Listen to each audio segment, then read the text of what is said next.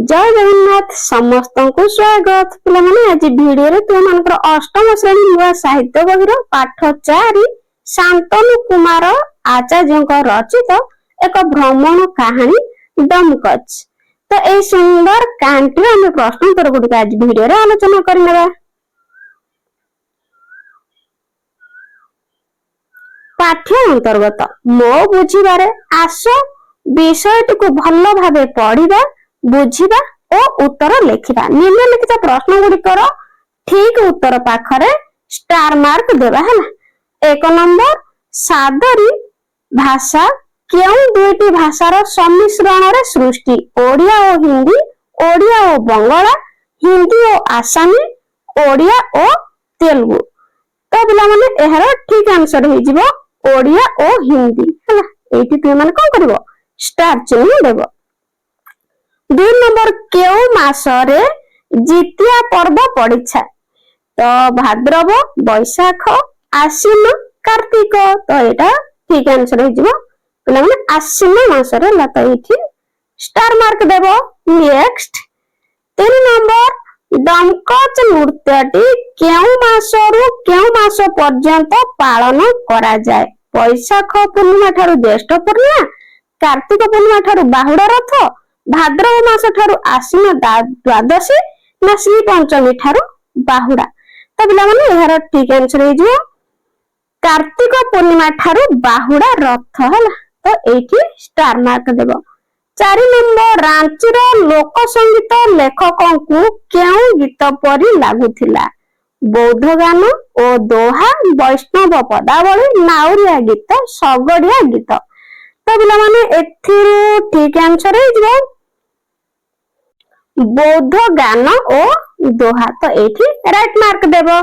5 number द्वितीय ओषाटी काहार मंगल कामना पई किए पालन करिथांती।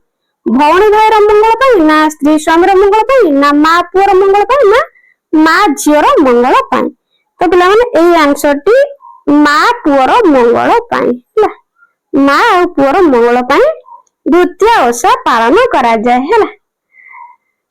नेक्स्ट मिलीमिशी जोड़िबा।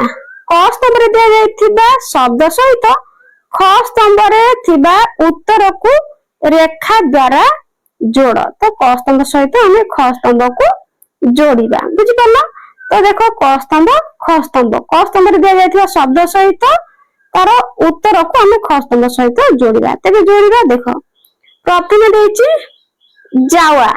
तो जावा पिला माने हे जिवो एटा ओदा बाली रे ज धान, गहम, हरड़ प्रभृति रो बिहन बतुरी गजा हेबा को जावा कहा जाय हैला। पूरे अंग नाई। तो अंग नाई होची पिला माने एक प्रकार गीत हैला। तापर नेक्स्ट करमा पर्व। करमा पर्व होची एटा करमा गछर डाल को पूजा करा जाय। बुझि पालो। तापर नेक्स्ट 4 नंबर अछि जितिया, जहा कि हमें टिके पूर्वरु पढिचे हैला। एटा हेबो अश्वस्थ गछर डाल पूजा हुए। नेक्स्ट सादरी। तो सादरी होची ओडिया हिंदी भाषा मिशामिशी, ओडिया और हिंदी भाषा मिशामिशी। तो एई भली भाबरे तुम मन करबो क स्तंभ सहित ख स्तंभ को जोड़ी देबो। नेक्स्ट आगो बुझिबा मिलीमिशी ठीक उत्तर बाछंतु। तो मिलीमिशी कोन करबा ठीक उत्तर बाछिबा। क पाठर एक निर्दिष्ट वाक्य पई दुईटी समान उत्तर बोधक वाक्य दिया जायछि। तो गोटिए वाक्य पई दुईटी समान उत्तर बोधक वाक्य दिया जायछि ना। तो सेति मधुर सांग मानक सह मिसी ठीक उत्तर पाखरे ठीक चिन्ह देबा। तो देखो एठी वाक्य देछि, तार प्रत्येक वाक्य रे दुईटी लेखा संभाव्य उत्तर देछि। देखो 1 2 एठी भी 1 2। तो एथिरु ठीक उत्तर पाखरे हम ठीक चिन्ह देबा, राइट मार्क देबा। बुझि गेलो। तो देखो पर्वर 7-8 दिन पूर्व ओदा बाली रे ज धान, गहम, हरड़ प्रभृतिर बिहन गतुरी गजा होई सारी थिबो। तो एहार उत्तर पिला माने कोडा हबो करमा पर्व समय रे करमा डाल पोता हेबा परे जावा जोआ स्थापन करा जाय हैला। तो एठी जोआ जावा ना। तो एठी हिजबो कोन ठीक आंसर। तापरे नेक्स्ट रांची रो लोक संगीत कोन एही परी। तो एटा पिला माने हबो राइट आंसर ओडिया हिंदी भाषार सम्मिश्रण संगीत ना बौद्ध गान और दोहार संगीत परे। तो एटा ठीक आंसर।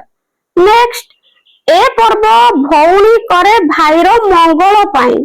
तो भौणी करे भाईर मंगल पाई ए होची करमा पर्व पालन करा जाए। बुझिला? तो एटा द्वितीय ओषा मा पुओ पाई। तो एटा नुहे, एटा राइट आंसर।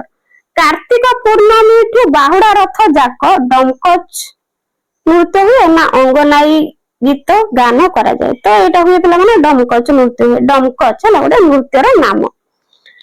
नेक्स्ट आगु को जिबा गद्यांशर चर्चा।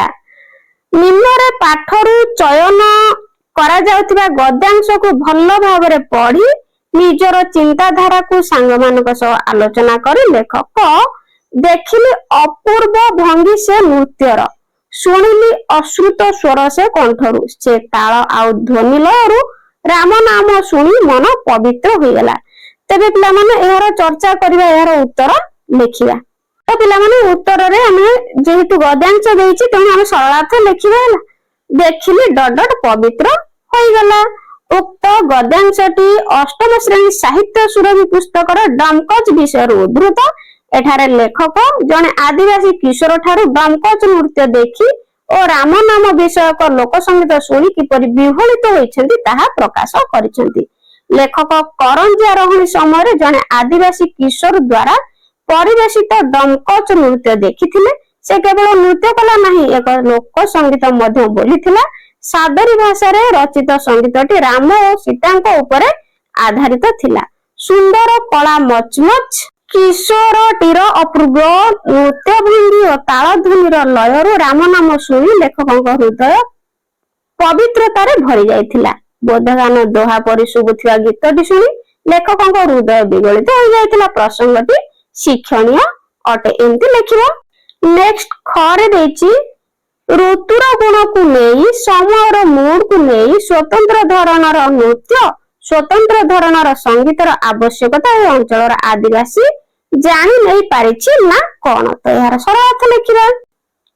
उत्तर ऋतुर गुण को डट डट कोन। उक्त गद्यांशटी अष्टम श्रेणी साहित्य सुरभि पुस्तकर डमकच प्रबंधर उद्धृत। एठारे लेखक प्रकृति ऋतुर गुण और समय को भित्ति करी आदिवासी जनजीवन रे किपरि संगीत और नृत्य खंजा होइछि ताहा जानी अभिबुद्ध होई पड़िछन्ति। लेखक और तांकर सहकर्मी अध्यापक रथ जने आदिवासी पिला ठारू डमकच नृत्य देखिथिले और एक लालितपूर्ण लोक संगीत मध्य शुणिथिले। ओडिया और हिंदी मिशामिशी भाषा रे रचित संगीतटीर ताल और ध्वनिरू राम नाम शुणी तांको हृदय विहलित हो जाइथिला। कथा प्रसंग रे अध्यापक रथ तांको कहिले जे वर्षर 12 मास जांको आदिवासी जनजीवन रे प्रकृति के आधार करी संगीत और नृत्य खंजा जाइछि। जेपरि कि कार्तिक पूर्णिमा ठारू बाहुडा रथ जाए डमकच नृत्य, तापरे परे पुणी झुमर और अंगनाई, राति रे मादल और झुमर और अंगनाई गीतर ताल रे एक विराट विभाग कंपी उठे। से माने जीवन को दुखर गंताघर मन करी आनंदर उत्सव भाव में मन करिथांती।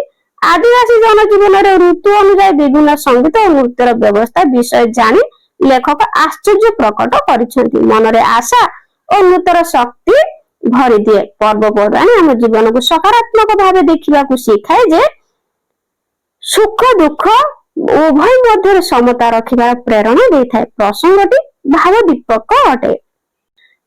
नेक्स्ट पिला माने विषयर चिंतन। पाठटी को भल भाव रे पढ़िबा, उत्तर खोजिबा एवं लेखिबा।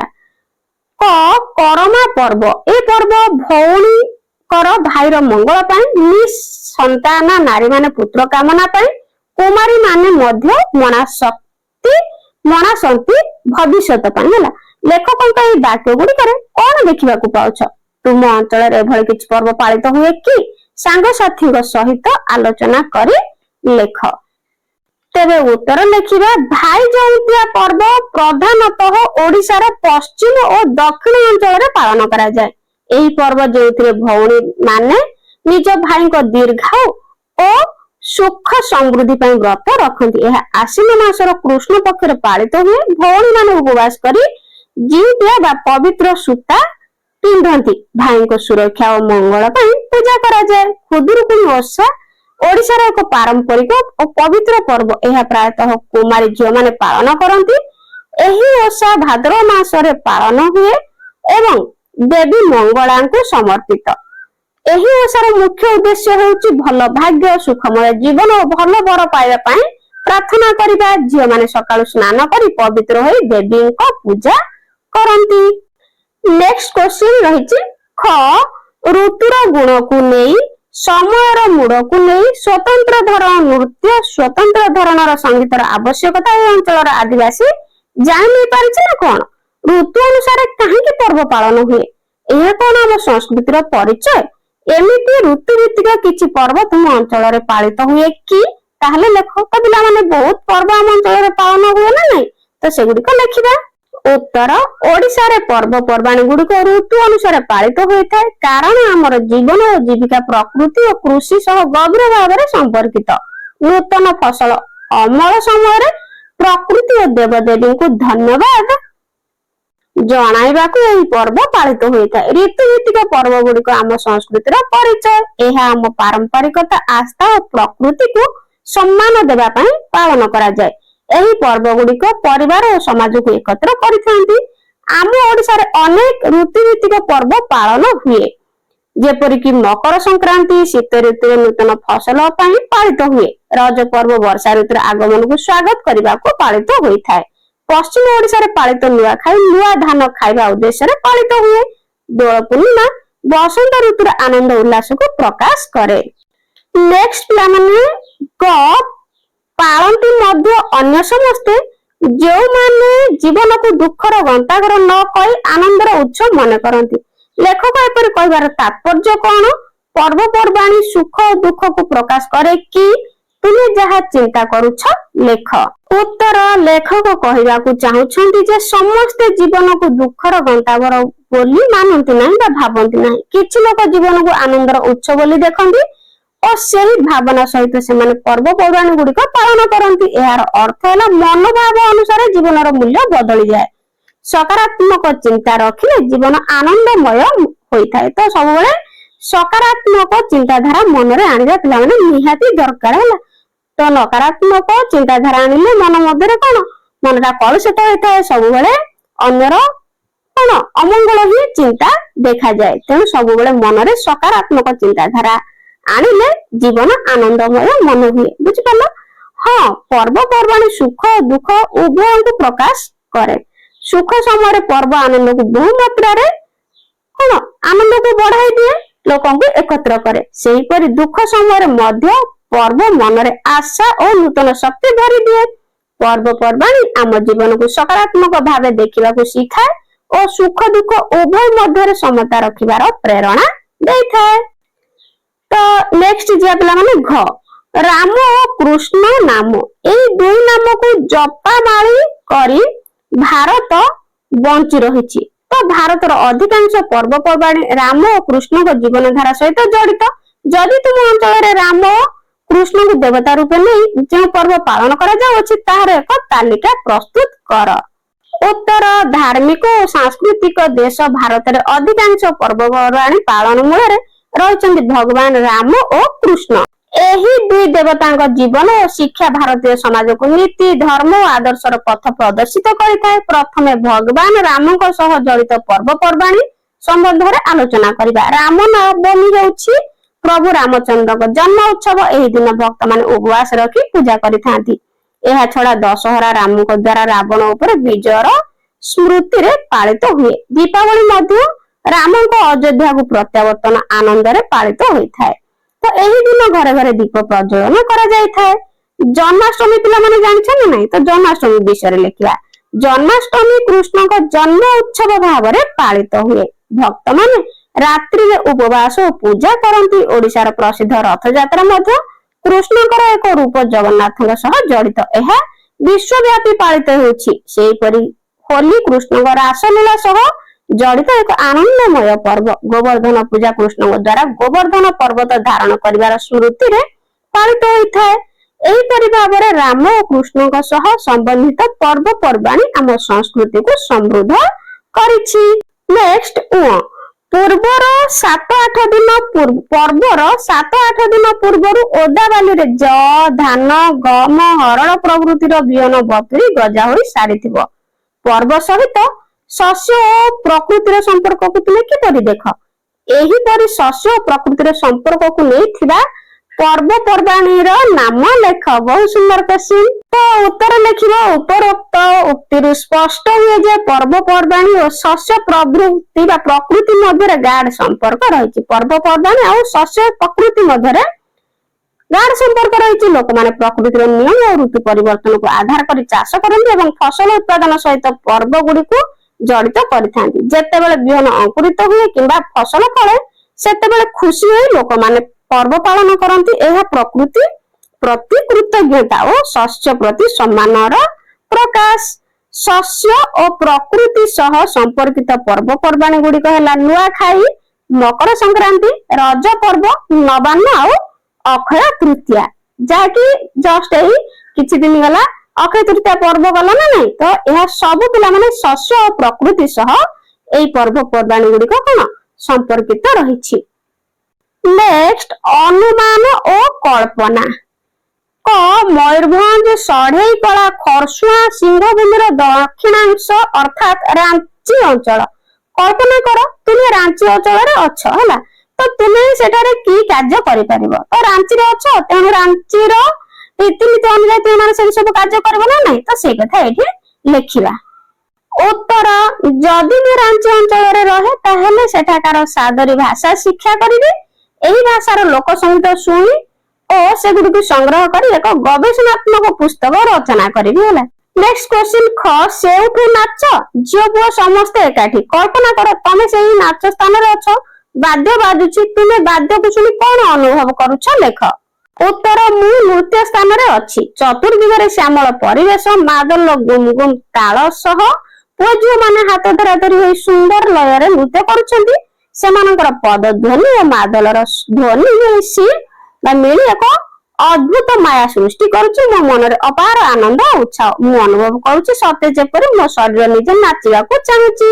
ଏହି ସଙ୍ଗୀତ ମତେ ଆଦିବାସୀ ଜନଜୀବନର ସରଳତା ଓ ପ୍ରକୃତିର ସୌନ୍ଦର୍ଯ୍ୟ ସହିତ ଯୋଡି ଦେଉଛି। ଅପସନ ଗ।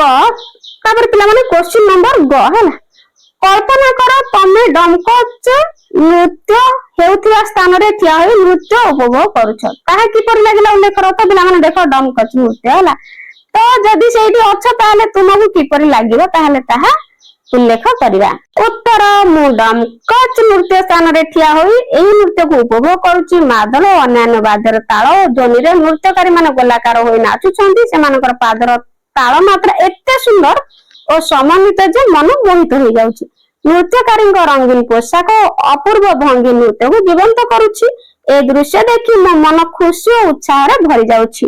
ଲାଗୁଛି ମୁଁ ମଧ୍ୟ ସେ ନୃତ୍ୟର ଏକ ଅଂଶ ହୋଇଯାଇଛି। ଏହା ମୋ ପାଇଁ ଏକ ଅପୂର୍ବ ଓ ସ୍ମରଣୀୟ ଅନୁଭବ। ନେକ୍ସଟ ପିଲାମାନେ ଗ ଗଲା, ତାପରେ ଘ। ତ ଏଠି ଖ ଭୁଲ ଦେଇଛି, ଏଠି ହବ ଘ। କଳ୍ପନା କର ତୁମକୁ ପାହାଡ ଘେରା ବନ ଅଞ୍ଚଳର ପ୍ରକୃତି କୋଳରେ ବୁଲିବାକୁ କିପରି ଲାଗିଥାଏ ତାହା ଲେଖ। ତ ପିଲାମାନେ ପାହାଡ ଝରଣା ସେଠି ଯଦି ତୁମକୁ ଛାଡି ଦିଆଯାଏ ନିଶ୍ଚିତ ଭାବରେ ଆନନ୍ଦ ଲାଗିବ ନା ନାଇଁ, ଖୁସି ଲାଗିବ ନା ନାଇଁ? ତ ସେଇ କଥା ଏଠି ପଚାରିଛି, ତେଣୁ ଏହାର ଉତ୍ତର ଲେଖିବା। ଉତ୍ତର, ପାହାଡ ଘେରା ବଣ ଜଙ୍ଗଲର ପ୍ରକୃତି କୋଳରେ ବୁଲିବା ପାଇଁ ମୋର କଣ ଏକ ଅଲୌକିତ ଅନୁଭୂତି। ମୋ ପାଇଁ ଏକ ଅଲୌକିତ ଅନୁଭୂତି। ସକାଳର ମୃଦୁ ପବନ, ବୃକ୍ଷ ଓ ପତ୍ରର ଝଙ୍କାର ଯେତେବେଳେ ମୋତେ ସ୍ପର୍ଶ କରେ ମୋ ମନ ଅସୀମ ସାନ୍ତ୍ୱନାରେ ଭରିଯାଏ। ଚତୁର୍ଦିଗର ସବୁଜିମା ଉଚ୍ଚ ପାହାଡ, ଝରଣାର କୁଳୁକୁଳୁ ଶବ୍ଦ ଓ ପକ୍ଷୀ ମାନଙ୍କର କୁହୁ କୁହୁ ଧ୍ୱନି ମତେ ଏକ ସ୍ୱପ୍ନୀଳ ଜଗତକୁ ନେଇଯାଏ। ବୃକ୍ଷ ମାନଙ୍କର ଛାୟା ମତେ ପ୍ରକୃତି ସହ ଏକାତ୍ମ କରାଏ। ଏହି ନିରବ ଶାନ୍ତ ପରିବେଶ ମନର ସମସ୍ତ ଚିନ୍ତା କ୍ଲେଶ ଦୂର ହୋଇ ଜୀବନ ପ୍ରତି ନୂତନ ଉତ୍ସାହ ସୃଷ୍ଟି କରେ।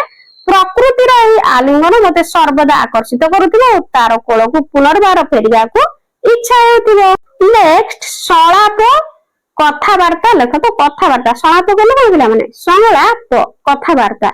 କ ଆପଣଙ୍କ ଅଞ୍ଚଳରେ ସାଧାରଣତଃ କୋଉ ମାସରେ ନାଚ ଗୀତ ଚାଲେ? କରଞ୍ଜିଆ ଉପରେ ଲେଖକ ଏବଂ ଅଧ୍ୟାପକ ରଥଙ୍କ ମଧ୍ୟରେ ହୋଇଥିବା କଥା ଆଧାରରେ ଏକ କାଳ୍ପନିକ ସଂଳାପ ଲେଖ। ତ କଥୋପକଥନ ଲେଖିବା କାହା ମଧ୍ୟରେ ନା ପିଲାମାନେ ଲେଖକ ଏବଂ ଅଧ୍ୟାପକ ରଥଙ୍କ ମଧ୍ୟରେ ବିଷୟବସ୍ତୁରେ ଯୋଉ କଥାବାର୍ତ୍ତା ଚାଲିଛି ସେଇଟାକୁ ଲେଖିବା ପାଇଁ କହୁଛି। ଟିକେ ଲେଖିବା। ଲେଖକ କହୁଛନ୍ତି ପ୍ରଥମେ ଆପଣଙ୍କ ଅଞ୍ଚଳରେ ସାଧାରଣତଃ କୋଉ ମାସରେ ନାଚ ଗୀତ ହୁଏ? ଅଧ୍ୟାପକ ରଥ କହୁଛନ୍ତି ବର୍ଷକ 12 ମାସ ନାଚ ଗୀତ। कार्तिक पूर्णमी टू बाहुड़ा जाके डमकच सेठू पुणी कार्तिक पूर्णमी जाके अंगनाई आउ झुमर। तो लेखक आश्चर्य कहले ऋतुर गुण और समय मूड को नहीं आदिवासी जनजीवन रे नृत्य संगीत खंदा होइछ ना कोन। अध्यापक अर्थ कहले आगो को भाद्र शुक्ल एकादशी करमा पर्व मयूरभंज सड़ई कला खरसुआ सिंहभूमि दक्षिणांश अर्थात रांची अंचल विराट भूभाग जमीब। तो लेखक पुणी कहउछन्ती कोन पई अध्यापक करमा पर्व पई। नेक्स्ट ख एहा को खाली आदिवासी अर्थात को मुंडा ओरा माने पालंती नाही पालंती मध्य महांत माने एही सणाप परि लेखक एवं तुम मध्यर आदिवासी माने पालन करुथिबा एक पर्व को नहीं काल्पनिक संलाप लेख। तो पुणी कथबार्ता लिखिबा। उत्तर लेखक तुमे केबे आदिवासी मानकर पर्व देखिछ मु आखिरे देखिनी सेमानक परंपरा और उत्सव विषय अनेक पढ़ी। लेखक मु गत मास गांव को जाइथिली सेठारे करमा पर्व पालन होतिला से अनुभव अपूर्व थिला। मु कहली करमा पर्वर विशेषत्व कौन। तो खरे लेखक तापर कहले सेमाने करमा वृक्ष को पूजा करती युवक युवती माने गीत गाय नृत्य करती। तापर मु कहली सुनिबा को खूब आनंद लागुछि सेमानक नृत्य किपरि होई थाए। तो नेक्स्ट लेखक कहले बहुत सुंदर और समन्वयपूर्ण मधुर ढोल मादल सुर रे सेमाने घंटा घंटा धरि नाचंती। मु कहली सतरे एहा हम संस्कृति रे एक अमूल्य अंश एहा को सुरक्षित कर रखिबा उचित। नेक्स्ट लेखक कहले एही परि पर्व हमको प्रकृति सह जड़ित करिथा एहा केवल उत्सव नहीं एहा जीवन रो उत्सव। मु कहली पुणी एही पर्व गुडी को हम समाज को एकता सूत्र रे आबद्ध करी रखि थाए। तो नेक्स्ट होई पिला माने टीए एवं मान्य रो प्रयोग। तो जानिछ तो माने टीए अर्थात एक वचन रे मान्य गेले बहु वचन रे प्रयोग नै निम्नलिखित वाक्य दुटी के लक्ष्य कर। तो कुमारी माने मध्य निजर भविष्यत मनासंती। तापरे नेक्स्ट करमा गछर डाळटिए बणरु अणा होई कोन पोता हेबो। तो एठारे माने प्रयोग द्वारा बहु वचन को बुझौछि सेही भली टीए हे गेले कोन एक वचन को बुझौछि बा सूचौछि। तो गरे देछि माने ओ टीए लगाई शून्य स्थान पूरण कर। तो एठी माने आ टीए कोउठी कोउठी लागियो ताको लगेई कि हम कोन करबा शून्य स्थान पूरण करबा। तो देखो लोक साधु संत वाणी को सुनिबा को भल पांती। तो एठी भल पांती बहु वचन अछि तेनु एठी कोन लोक टीए लगाइबा कि नाही लोक माने। नेक्स्ट गछ डैश लगाइबा गछ टीए लगाइबा बुझला। तापरे खेलाड़ी डैश पडिया रे खेलुचंती। तो एठी एक बहु वचन अछि तेनु एठी कोन करबा खेलाड़ी माने। नेक्स्ट गछ डाल रे पक्षी बसिछि। तो देखो बसिछि एक वचन हला तेनु पक्षी कोन टीए लिखि देबा हला। नेक्स्ट कथा डैश कहू कथा टीए कथा एठी कोन लिखिबो ना कथा टीए कहू कथा टीए तो माने कोन सब ढंग। तो से भावना को चिन्हिबा करुणा शांति दया आश्चर्य संतोष भक्ति श्रद्धा हास्य दुख और प्रेम निम्न दिया जायतिबा वाक्यर भाव को बुझी ऊपर दिया जायतिबा सेही भावात्मक शब्द को शून्य स्थान रे लेख। तो एठी कोन करबा लेखिबा ऊपर शब्द गुडी को देखि भावात्मक शब्द को देकी हम शून्य स्थान पूरण करबा बुझियला। एक नंबर रे देछि स्त्री लोक माने ए जावा को मने करंती अति पवित्र कोन गभारे खोसंती बाहुरे बांधंती नाच करूथांती। ताले एठी कोन लिखिया पिला माने प्रेम हला। नेक्स्ट 2 नंबर से ताल आ ध्वनि लय रु राम नाम सुनी मन पवित्र होई गला। तो एठी लिखि दबा कोन एठी शांति लिखि दबा हला शांति आ संतोष मध्य लिखि परिबा हला संतोष एति लिखि दबा। नेक्स्ट 3 नंबर देछि ऋतुर गुण को नै समयर मूड को नै स्वतंत्र धरणर संगीतर आवश्यकता ए अंचलर आदिवासी जानि नै पारिछि ना को। तो एठी लिखि दबो आश्चर्य आश्चर्य। तापर 4 नंबर एहा को चांगुडी रे रखी अति सुंदर भाबे सजाय दियंती बण फूल रे काकुडी जनी फूल रे गजरा माळ रे। तो एठी जे पिला माने भक्ति एला अत्यंत भक्ति रे सजाय दियंती एठी तम भक्ति। तापरे 5 रे रहिछि हां ए पर्व मा करे पुओ पई। तो मा करे पुओ पई केमि श्रद्धा रे करंती लिखि दबो एठी हला श्रद्धा बुझि पालो। नेक्स्ट काल और समय रो परिचय पिलाटी नाचिला नहीं खाली गीतटी मध्य बोलिला। तुम निश्चय 3टी काल संपर्क रे जानिथिबो तो काल तीनोटी पिला माने कौन वर्तमान अतीत आ भविष्यत तो से कथा कहूची एई तीनोटी काल होची वर्तमान काल अतीत काल आ भविष्यत काल उपरोक्त वाक्यटी अतीत काल रे सूचित करूची पिलाटी नाचिला नाही गीतटी मध्ये बोलिला तो एटा कोन अतीत काल ना सेई भली हमें तळे करबा उत्तर करे देची पाठ्यर निम्नलिखित धाड़ी गुडी को पढ़ एवं केउ कालर सूचना देउची ताहा लेख तो देखो वर्तमान अतीत भविष्य तीनटार बाछिक लेखियो हृदय विगलित होई गला ताहले कोन अतीत काल नेक्स्ट दुई रे राति रे मादल सुनी बे तो एटा कोन हबो भविष्यत काल लिखि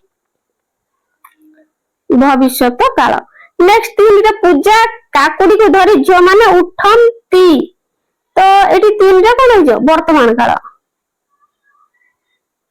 वर्तमान काल चारि आश्विन मासरे पड़िबा जितिया पर्व तो एटा निश्चित भाव भविष्यत काल हला पांच रे अध्यापक रथ आखि बुझी भाबी बसी छंती तो बसी छंती वर्तमान काल हला वर्तमान काल आ गोटे छरे जदुपति नटवर बाट ओगाली छंती तो एटी वर्तमान काल छटा वर्तमान काल बुझ परलो तबे नेक्स्ट आगु जिबा देखो पत्र रचना पिला माने पत्र रचना लिखि शिखिबा संपादक महोदय मोर भ्रमण कालीन अनुभव एबे भी मो मन मध्य अछि ऊपर लिखित वाक्य रे लेखक संपादक महोदय को संबोधन करी निजर कोन भ्रमण कालीन अनुभूति को लिखिछंती तुमे जानिछ जे जो व्यक्ति को निकट को पत्र लिखा जाय तांको प्रथम संबोधन करा जाय पत्र रे शेष रे तुमरो नाम लिखा जाय एहा द्वारा पत्र पाइथिया व्यक्ति तांको पाखो को के पत्र देइछंती जानि पारंती तो निम्न रे पत्र लिखनर किछि विशेषत्व सह उदाहरण दिया जायछि तुमे तुम सांग मानक सह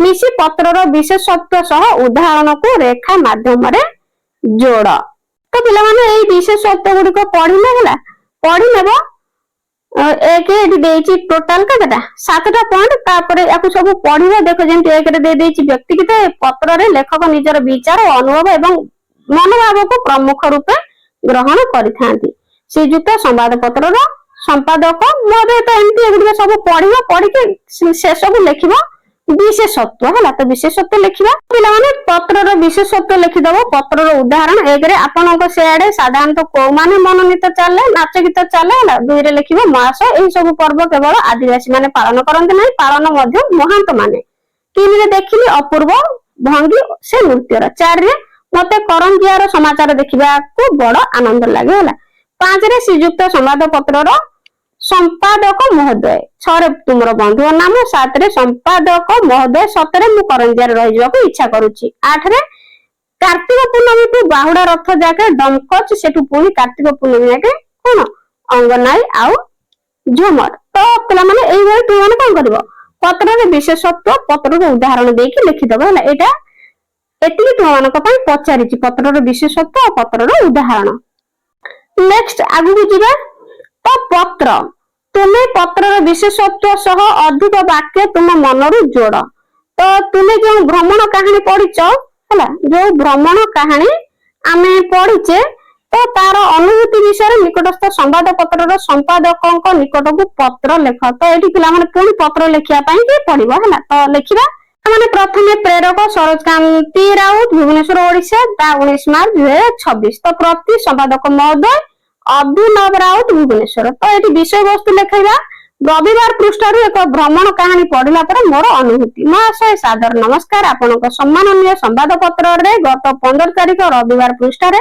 प्रकाशित राधानाथ राय केन्दुझर गड़जात भ्रमण कहानी पढ़ला पर मो अनुभूति को आपनक निकट रे प्रकाश करबा को एक पत्र लिखुची कहानी रे लेखक जेपरि भाव रे स्थान प्राकृतिक सौंदर्य और संस्कृति और स्थानीय जीवन शैली को चित्रण कर अत्यंत चित्ताकर्षक पढ़ुवा बेले मते लागिला जेपरि मु स्वयं से स्थान रे उपस्थित रहिछि बा अछि और प्रकृति रे से अपरूप सौंदर्य को उपभोग करूछि ए कहानी मते नूतन स्थान देखिबा लागि आकर्षित करिछि और भ्रमण प्रति मोर आग्रह बढ़ाइछि एथिरे मु शिक्षा ग्रहण करिछि जे आमे प्रकृति को सुरक्षा करबा और स्थानीय संस्कृति को सम्मान देबा उचित तो एही परि उत्तम और प्रेरणादायक रचना को प्रकाश करिथिबारु आपनको कृतज्ञता जणाउछि आगामी दिन रे मध्य एही परि आकर्षणीय लेखा प्रकाश पाइबो बोली आशा प्रकाश करूछि धन्यवाद सह आपनको गुणमुग्ध सरोजकांत ମହାନ୍ତି ହେଲା। ତ ରାଉତ ତୁମେ ଯାହା ଲେଖିପାରିବ। ତ ଏତିକି ଲେଖି ସାରିଲା ପରେ ପୁଣି ଶବ୍ଦ ସହ ଶବ୍ଦ ଯୋଡ଼। ନିମ୍ନରେ ଦିଆଯାଇଥିବା ଖାଲି ସ୍ଥାନରେ ଡମକଚ ଶବ୍ଦ ସହିତ